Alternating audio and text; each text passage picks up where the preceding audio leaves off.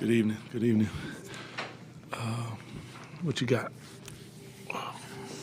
Doug, how much do you guys need to find a win here, find a way to win, and how far can that go in terms of what you're trying to do? I think it goes a long way. I think that part of believing in something, sometimes you need to see the unseen, and you need to know that it's true and it's there.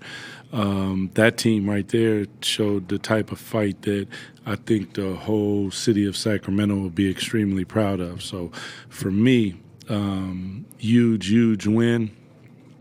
It's only one, but you continue to fight like that in this league, you win. Some of those previous games, we win. They didn't give in.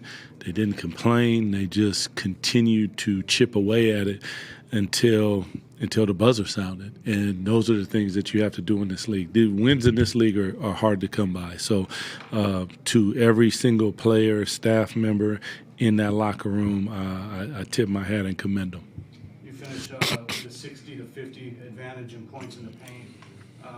The free throw numbers, you guys hit, 28 out of 35. You know where you guys have been in those two areas. Mm-hmm. How important were those today to pull out a close game? I mean, it's about as important as it comes. Defend, rebound, and share the ball. Assists, 30. It's always the number that you want. You rebound the ball, you're +1.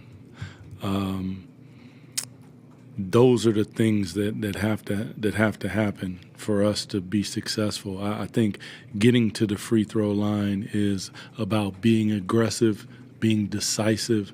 That goes with sharing the ball, because once the advantage is created, then you got to be willing to go in there and take the hits. And tonight, guys got downhill. They rejected some. There was a couple possessions where the ball just bounced around. And, all I can say is when the ball's going up is fantastic basketball. Whether it goes in or not isn't the point. The point is y'all playing the right way, and we can live with that. Doug, how do you think your team responded early when Bobby pushed Domas, got kind of chippy? How would you assess the response the team had out there? Well, for me, I'm about that life. That's exactly what I want to see, because ultimately we don't find out about each other until it gets rocky anyway. So, when things are good and sweet and everything's going on your way, it's when it gets bumpy. And what are we made of? What are we willing to do? They ran in and made sure he was good. So check that box.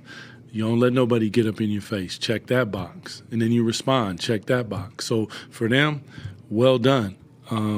But that's one.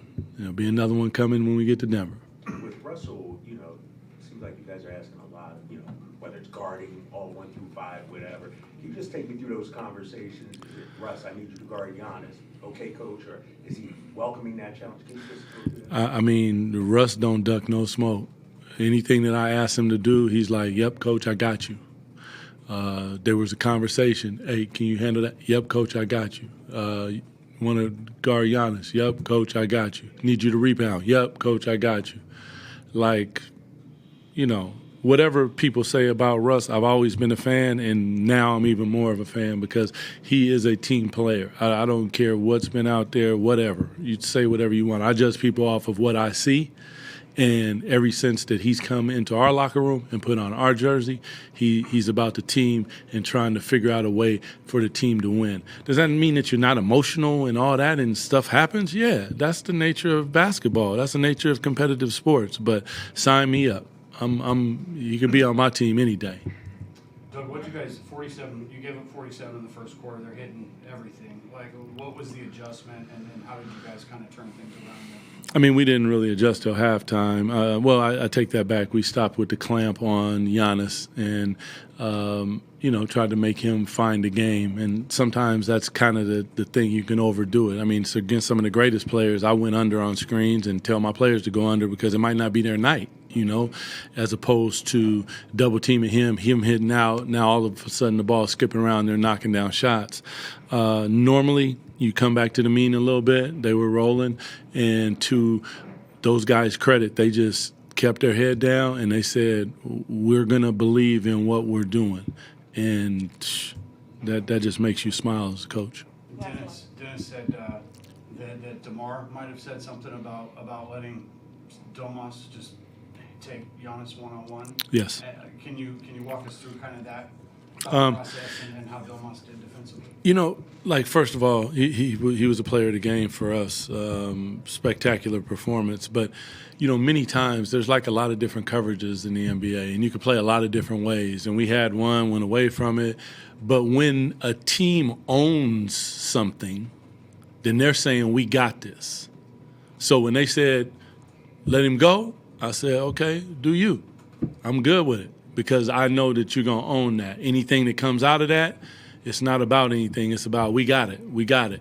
And, I mean, you're not going to hold, Giannis. He's a monster.